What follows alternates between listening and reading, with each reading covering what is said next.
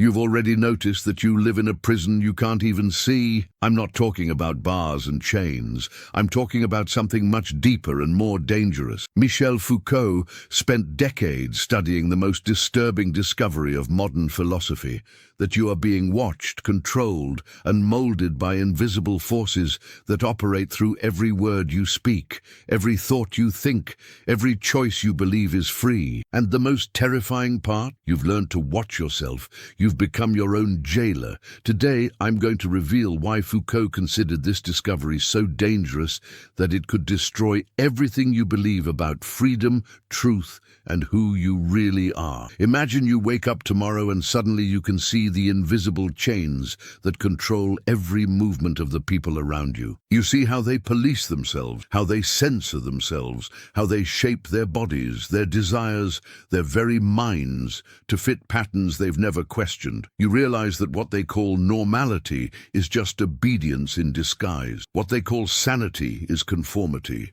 What they call truth is just the discourse that those in power decided you should believe. This is the moment you become dangerous. Because once you see what others don't see, you can no longer participate in the collective illusion without feeling like you're betraying yourself. Foucault discovered this in the most brutal way possible. He was working in psychiatric hospitals in the 1960s, observing how society treats those it calls mad, and he realized something that changed everything. Madness wasn't an objective medical condition. It was a social construction, a label applied to anyone who refused to obey the invisible norms that keep society functioning. Those called mentally ill weren't necessarily irrational. They were dissidents. They saw through the game and refused to play, and for that they were punished, locked away, medicated, silenced, not because they represented real danger, but because they represented a danger to the established order. Foucault wrote, "Madness does not exist. It is fabricated by the very system that claims to cure it." He realized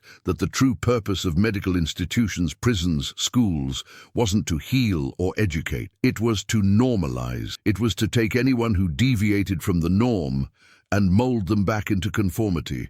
And the most terrifying thing of all, this system doesn't need dictators or tyrants to function. It operates through you. You've learned to watch yourself, to judge yourself, to punish yourself when you deviate. You've internalized the watcher. You've become the prison. Here's where things get really disturbing. Foucault discovered that modern power doesn't work through obvious repression. It works through what he called biopower, control over life itself. It doesn't say, "Don't do this," like ancient kings. It says, "Be like this, think like this, desire like this."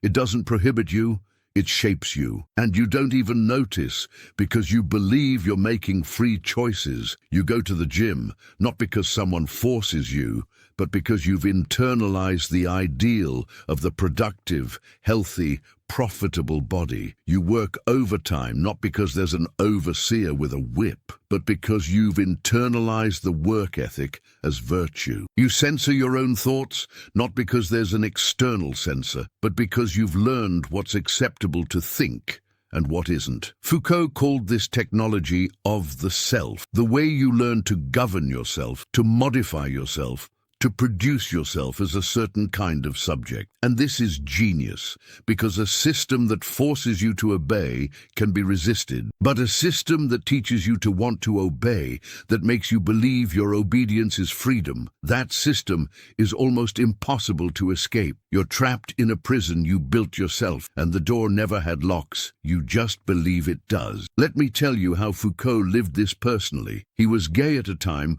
when homosexuality was classified as mental illness. He saw firsthand how medicine, psychology, science itself were used not to discover truths, but to legitimate social control. Doctors weren't healing anyone, they were policing normality. And Foucault realized this applied to everything: sexuality, madness, criminality, even the very idea of what it means to be human. Everything was constructed. Everything was a form of power disguising itself as natural truth. He wrote, "Where there is power, there is resistance, but this resistance is never in a position of exteriority in relation to power." What did he mean? That you can't escape power by going outside the system, because you are the system.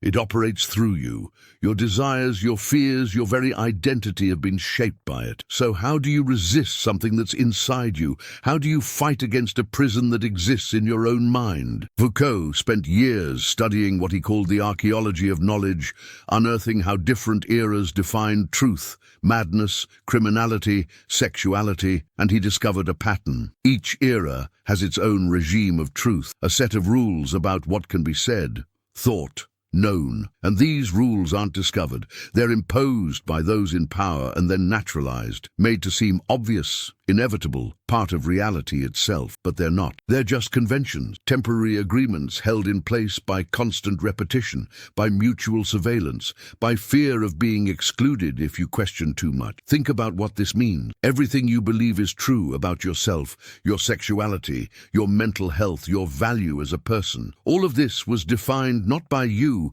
but by systems of power that existed long before you were born. You inherited a script, and you're following it line by line, believing it's your own voice, but it's not. It's an echo, a repetition. You're quoting a text you never read, following rules you never consciously accepted. Here's the part that makes blood run cold. Foucault studied the history of prisons and discovered something shocking. Modern prisons weren't created to punish criminals. They were created to create criminality. Let me explain. Before the 18th century, crime was dealt with publicly. Executions, torture, everything happened in the public square. It was a spectacle. Power was visible, brutal, clear. But then something changed. Society became more civilized, they say. They stopped torturing in public. They created prisons. Seems more humane, right? Wrong. Foucault showed that the prison is far more efficient as a tool of control than torture ever was. Because the prison doesn't just punish, it classifies, it observes, it documents, it creates knowledge about the prisoner, and that knowledge is then used to create an entire science of criminality, criminology, criminal psychology, forensic medicine, a whole apparatus of experts who claim to know who's dangerous, who can be rehabilitated, who must be controlled forever. And most importantly, this knowledge doesn't stay in the prison. It spreads. Schools start identifying problem children. Hospitals start identifying deviant patients. Companies start creating profiles of reliable versus risky employees. The logic of the prison becomes the logic of the entire society. We all live in an extended prison, being observed, classified, judged against norms we never voted to create. Foucault gave this the most famous name of his work, the Panopticon. It's a prison designed by Jeremy Bentham, where there's a tower in the center and cells around it. The guard in the tower can see all prisoners, but the prisoners can't see the guard, so they never know when they're being watched. And here's the brilliant trick. Eventually, prisoners start behaving as if they're being watched all the time. They internalize the gaze of the watcher. They become their own guards. The prison no longer needs many guards. The prisoners watch themselves. And Foucault realized this isn't just about prisons. It's about everything.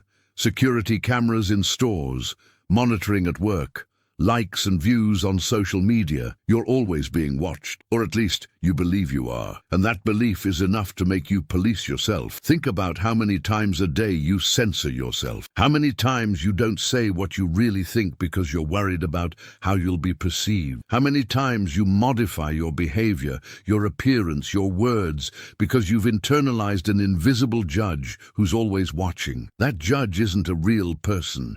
It's the gaze of power you've absorbed. It's the norm you've learned to obey without questioning. Foucault wrote, "It's not necessary to use force to oblige the convict to good behavior, the madman to calm, the worker to work.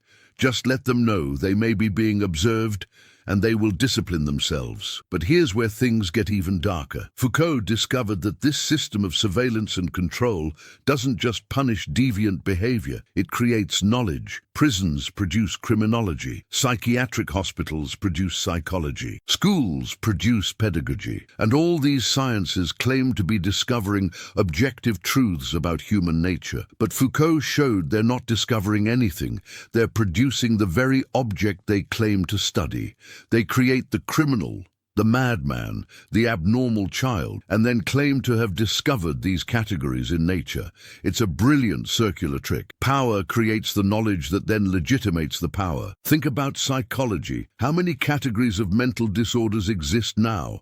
Hundreds, and they keep growing. Every edition of the diagnostic manual creates new diseases. And what happens when you're diagnosed? You become your diagnosis. You internalize that identity. You say, I am depressed, I am anxious, I have this disorder. And then you start behaving according to what the manual says people with that disorder do. You become what the knowledge system said you are. And this isn't liberating. It's another form of control, another form of normalization, because now you have a disease that needs to be treated, managed, medicated. You need the experts. You need the system. You're bound to it. Foucault wrote about the history of sexuality and found the same pattern. Before the 19th century, no one talked about sexuality as identity. There were sexual acts, but not sexual types. But then doctors, psychologists, scientists started classifying. They created the homosexual as a type of person, the pervert, the deviant. And they did this not just to repress, but to create knowledge, to study, to document, to control. And the paradox is that the more society talked about sex, claiming to liberate it, the more it controlled it. You think you live in a sexually free society. Foucault would say you live in a society obsessed with classifying, measuring, normalizing every aspect of sexuality. You have more freedom to talk about sex, but less freedom to escape being defined, categorized, pathologized by your sexual practices. Here's Foucault's most dangerous insight. He realized that modern power doesn't say no, it says yes, but in a specific way. It says, yes, be free. But be free in this specific way we've already defined as acceptable. Yes, express your individuality, but express it through these products, styles, pre-made identities we've prepared for you. Yes, seek your true self, but let our experts, therapists, coaches tell you what that true self should be. You think you're making free choices, but you're choosing from a menu someone else wrote. You think you're discovering your true identity, but you're selecting from a catalog of pre-approved identities. Modern freedom is the most efficient kind of control ever invented because it makes you love your chains. It makes you thank the prison. So what did Foucault do with this terrifying discovery? He didn't withdraw from society. He didn't preach violent revolution. He did something much more subversive. He started writing genealogies, histories that show how things that seem natural, eternal, obvious, actually have an origin. They were invented, constructed, imposed, and if they were constructed, they can be deconstructed. He wrote The History of Madness, showing how madness was invented as a medical category to control social dissidents. He wrote The History of Prisons, showing how prison reform actually created more efficient forms of control. He wrote The History of Sexuality, showing how modern sexual liberation is just another form of regulation. And why is this so dangerous? Because when you read Foucault, you start to notice the mechanisms of power operating everywhere. In the classroom, where children learn to sit still, raise their hands, ask permission to use the bathroom. In the hospital, where patients learn to obey doctors, follow protocols, accept treatments. At work, where employees learn to arrive on time, dress appropriately, perform productivity, even when there's no real work to do. Each of these institutions is teaching you obedience, discipline, normalization, and you don't even notice because it seems natural. It seems just like how things are. But Foucault shows you it's not natural. It's historical, it's constructed, and the moment you realize this, you become dangerous, because you can no longer participate naively. You see the chains, and once you see the chains, you can't ignore them. You have a choice. continue wearing the chains, but now consciously, knowing you could remove them, or begin the slow, dangerous work of deconstructing the structures that imprison you. Let me be clear about something crucial. Foucault isn't saying there's a true you underneath all these layers of power and discipline. He's not offering an escape to some natural state of freedom. That's the hardest part to accept. You are produced by these structures of power. There is no you outside of them. Your very sense of identity, your desires, your fears, all of this has been shaped by social forces. So you can't simply escape by being more authentic, because even your notion of authenticity was given to you by someone. The self-help culture that says be yourself is just selling another form of pre-made identity. The counterculture movement that says reject society is just creating new norms to reject. So what's left? Foucault offers something much more subtle. He calls it care of the self, not in the modern superficial sense of self-care, but in the ancient Greek sense of techniques of the self, practices through which you consciously relate to the forces that shape you. You don't escape power. You learn to navigate it, resist it strategically, create spaces of freedom within it. You become an artist of your own existence, intentionally shaping yourself instead of being unconsciously shaped. Foucault wrote, "Freedom is practice. The freedom of men is never assured by the institutions and laws that are intended to guarantee it." That's why almost all these laws and institutions are quite capable of being turned against those they were supposed to protect. He's saying that freedom isn't a state you achieve. It's something you practice constantly. It's an ongoing struggle against the forces that want to define you, classify you, normalize you. And that struggle never ends, because power is always adapting, finding new ways to operate, new techniques of control that disguise themselves as liberation. Look at social media. They promise connection, expression, community. But what do they really do? They quantify your popularity. They classify your content. They put you in algorithmic bubble. They transform every aspect of your life into data that can be monitored, analyzed, sold. You think you're expressing yourself freely, but you're performing for an algorithm. You're optimizing yourself to maximize engagement. You've internalized the platform's metrics as a measure of your worth, likes, followers, views. You've become your own brand manager. You're working for free to create content that enriches corporations. And you call this freedom, personal expression. Foucault would laugh or cry, probably both. Foucault's most dangerous discovery is that you can't trust anything that seems natural, normal, obvious. Everything was constructed, and almost always it was constructed to serve power interests. The concept of childhood, invented to justify control over children. The concept of adolescence, created to extend the period of discipline before people enter the workforce. The concept of retirement, invented when workers started living beyond productive age. These aren't natural categories, they're social technologies, tools of population management. And once you start seeing this way, you realize that almost everything you take for granted is actually contingent, historical, constructed for specific purposes. But here's the final paradox. Foucault doesn't want you to despair. He's not saying everything is malicious. There's no hope. Power is total. He's saying the opposite. He's saying that because everything is constructed, everything can be changed. Because there's no fixed human nature, there are no fixed limits on who you can become. You're always in the process of becoming, and you have more agency in that process than you imagine. Not total agency. You can't simply wish yourself outside power structures, but you can choose how to relate to them. You can resist strategically. You can create practices of freedom. You can live in ways that weren't pre-programmed for you. Foucault wrote, "My point is not that everything is bad, but that everything is dangerous, which is not exactly the same as bad. If everything is dangerous, then we always have something to do." That's the hopeful part.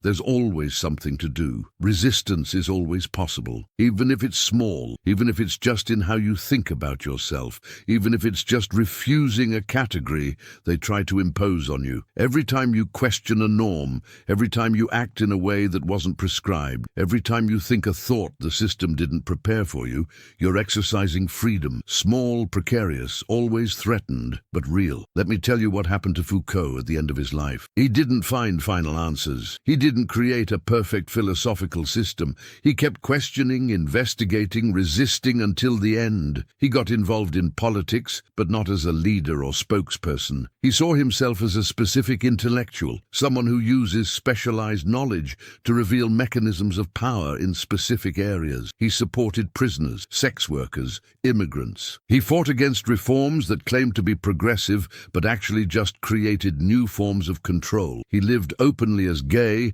at a time when that was dangerous, and he paid the price. He was marginalized, attacked, misunderstood, but he kept seeing what others didn't see, and he kept writing, leaving maps for those who would come after him, maps of the mechanisms of power, instructions on how to resist, not perfect instructions, not final solutions, but tools, techniques, practices of freedom. The question isn't whether you can see what Foucault saw. You can. You're already starting.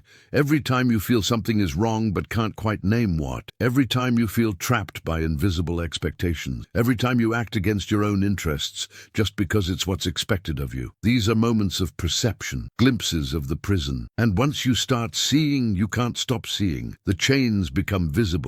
The internal watcher becomes audible. The norms reveal themselves as arbitrary constructions. And you have a choice. Pretend you don't see, go back to sleep, or begin the work of resistance, knowing it will be difficult, that you'll be misunderstood, that you might lose relationships, opportunities, comforts, because seeing what others don't see always has a cost. But it also has a gift, the gift of knowing, of being awake, of no longer being completely manipulable. You're still subject to power, but you're no longer unconscious of it. And that consciousness, however painful, is the beginning of the real possibility of freedom. Not total freedom, not escapism, but practical freedom. The freedom to say no, even when everyone says yes. The freedom to question, even when everyone accepts. The freedom to live differently, even if it's just slightly differently, even if it's just in small areas of your life. These small freedoms are all we have, and Foucault would say they're enough, because they accumulate. They spread. One person resisting inspires another. One practice of freedom creates space for others. Slowly, imperceptibly, power structures start to crack, not because of some big revolution, but because of thousands of small acts of resistance, thousands of people seeing what others don't see and refusing to follow the script. If you've made it this far, you're one of those people. You're someone who sees, and that makes you dangerous to the system, but also to yourself, because now you can no longer live naively. You carry a weight, the weight of knowledge, the burden of consciousness, and only you can decide what to do with it. You can use this knowledge to withdraw, to become cynical, to attack everyone around you who's still asleep. Or you can use it the way Foucault used it, as a tool, as practice, as art of existence. You can learn to live consciously in a world that prefers unconsciousness. You can create spaces of freedom in a society of control. You can resist without becoming what you resist. And you can do this not because it will change everything at once, but because it's how you choose to live, because the alternative, going back to sleep, is no longer possible. If this video resonated with you, if you recognize the invisible prisons Foucault described, leave in the comments, "I see the chains." This will help me know there are others out there doing the same work of consciousness. And if you want to explore more of these dangerous ideas that make you see the world in a completely different way, subscribe to this channel where I dive deep into thinkers who challenged everything we thought we knew about reality, power, and freedom. Watch the next video on your screen about how social control structures operate in specific areas of your life you've never questioned. Remember, seeing what others don't see isn't a curse. It's an invitation to live consciously, to resist strategically, to create freedom where everyone else sees only necessity. Foucault spent his life mapping invisible prisons. Now it's up to you to decide what to do with these maps. Thanks for watching. See you in the next one.